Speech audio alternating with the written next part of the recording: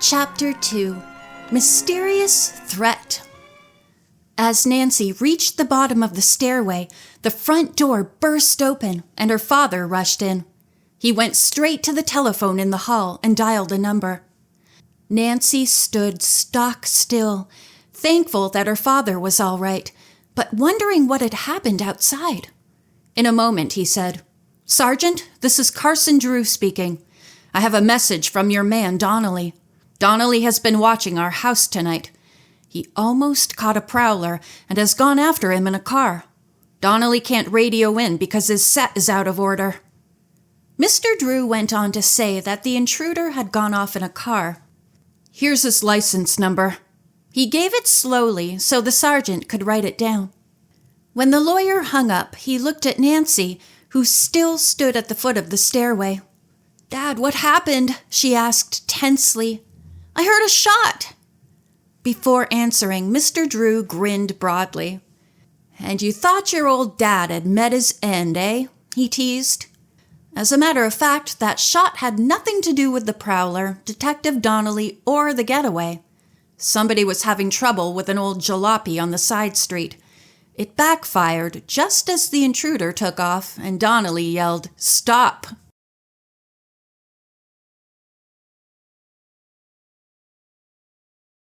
Nancy heaved a sigh of relief. "I'm glad nobody was shot. Please tell me the rest of the story." "Let's go into the kitchen and get something to eat," Mr. Drew suggested. "That's what brought me downstairs in the first place. I wasn't sleeping and got so hungry I came down for a midnight snack. As I reached the hall, I saw a shadowy figure sneak past the living room window. I went to look and was just in time to see Donnelly start chasing the prowler. I caught a glimpse of the man under a streetlight before he jumped into a car." "What did he look like?" Nancy asked. Mr. Drew said the stranger was thin, dark-haired, and had a scowling expression. "Oh, he might be the same one who was following me, the one that Bess and George saw," Nancy exclaimed. "He probably was," the lawyer agreed. "I wonder what he was doing around here." "Perhaps trying to steal the moonstone that was sent to me," Nancy guessed. "That might be," Mr. Drew agreed. "One thing is sure, he wasn't planning to eavesdrop on us because we were in bed." During this conversation, Nancy quickly prepared 2 cups of hot cocoa.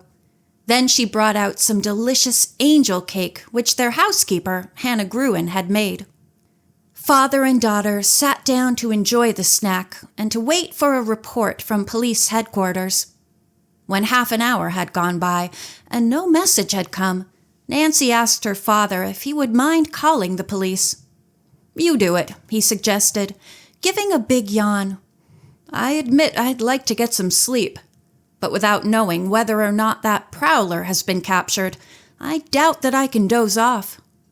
Nancy hurried to the phone. The report was disappointing.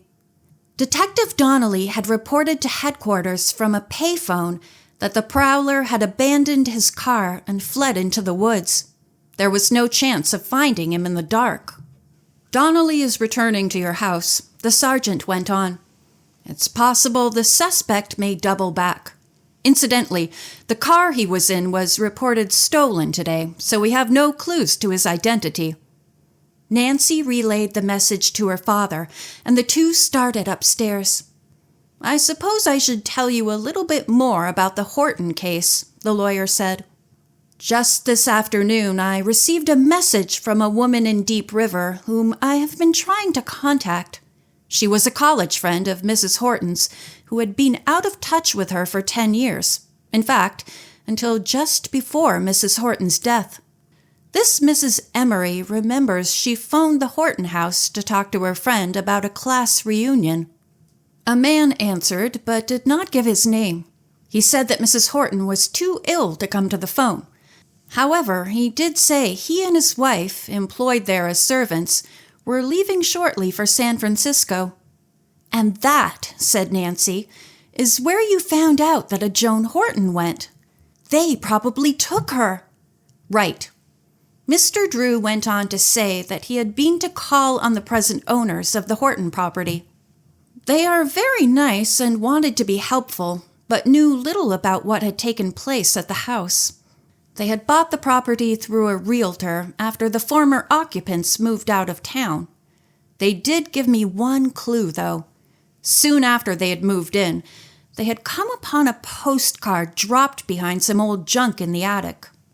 It was addressed and mailed in New York 18 years before to Mr. and Mrs. Ben Oman in San Francisco. It was signed Claire.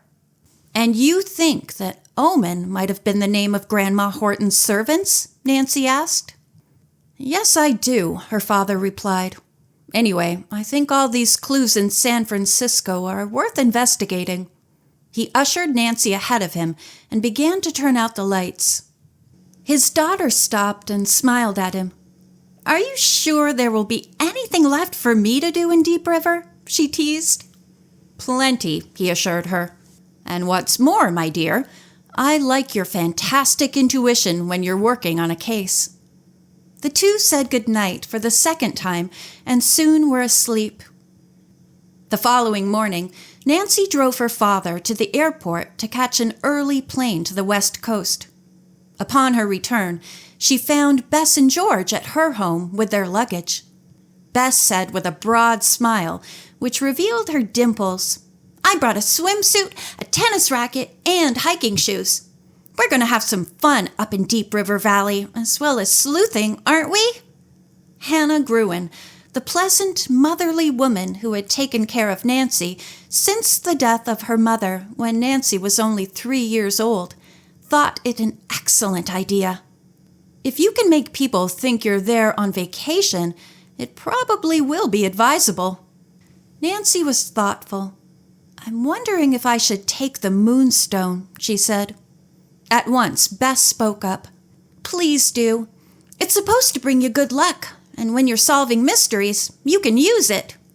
Luck certainly wouldn't hurt, Mrs. Gruen remarked.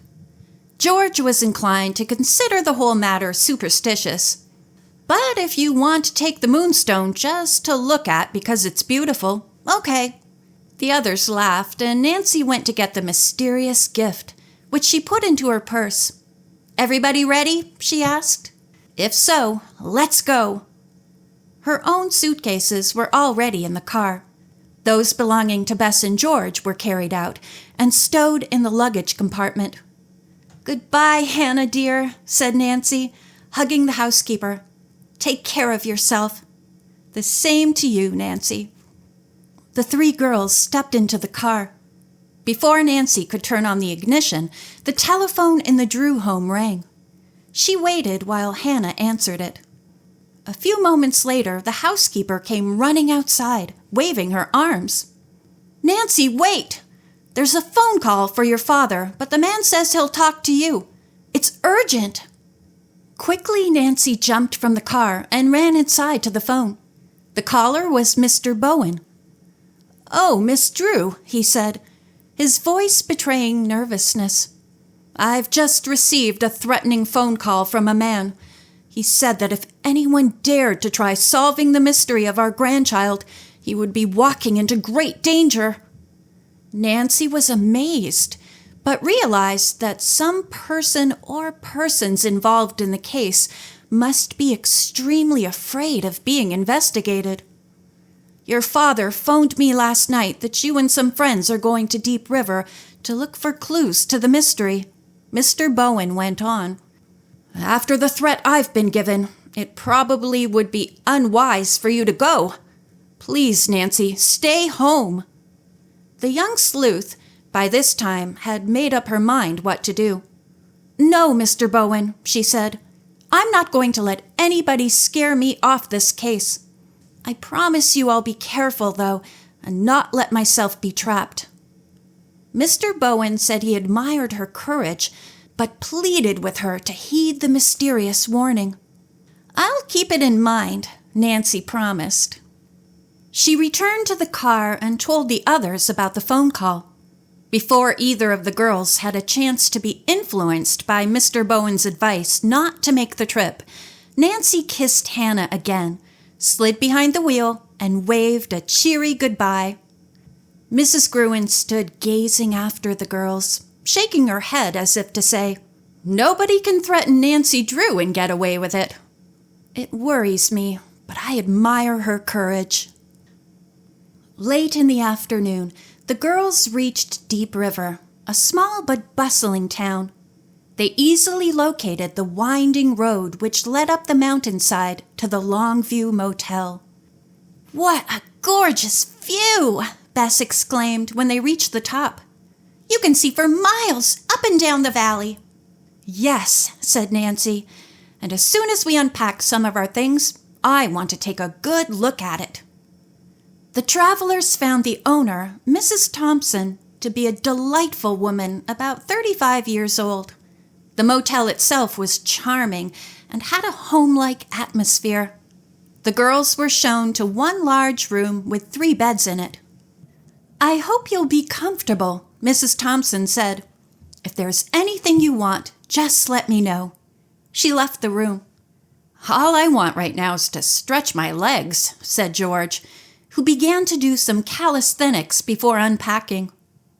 In a short time, the girls had hung up their dresses and put away their other clothes and toiletries in the pine bureaus. Nancy put the Moonstone in its little satin-lined case in an evening bag and hid it under a couple of scarves in one drawer. She picked up the binoculars she had brought and asked the others if they were ready to walk around the terrace and see the view of Deep River Valley. "Sure thing," said George. As Nancy locked their door, Bess and George began to walk around the grounds. They were delighted to see 2 tennis courts and a swimming pool. Nancy, meanwhile, walked to the edge of the terrace from which the ground fell away sharply. She raised the binoculars to her eyes and viewed the valley and town below. "I wonder where the Horton house is," she thought, not seeing one which fitted the description her father had given. Suddenly, Nancy noticed that a thunderstorm was brewing. For a few moments, she watched the scudding black clouds. Then, as she swept the binoculars downward toward the river, she focused directly on an unusual sight. "A castle!" Nancy murmured to herself. The building stood on an island. It was 2 stories high and had a turret at one end. Around 3 sides was a dry moat with a drawbridge, which was up and formed part of the castle wall. When Bess and George joined her, they took turns using the binoculars so that they too might view the castle. "How absolutely fascinating!" Bess exclaimed. "To think of a real castle way out here!" "I suppose the moat was once filled with water that came from the river," George commented. "While we're here, let's go down and see it at close range." Nancy nodded agreement. Taking the glasses again, she studied the building and grounds, then said, "The surroundings look pretty wild. I wonder if anyone lives there." The 3 girls were so intent on the view that they had not noticed that the storm clouds were coming closer. A strong gust of wind suddenly blew their skirts. "It's going to rain," said Bess. "We'd better go inside." As they started back, the girls passed a huge oak tree. At that instant, a bolt of lightning ran down one side of the trunk. A terrific cracking noise followed. The ground vibrated, giving Nancy and her friends a tingling sensation. "The tree's gonna fall!" Bess screamed. End of chapter 2.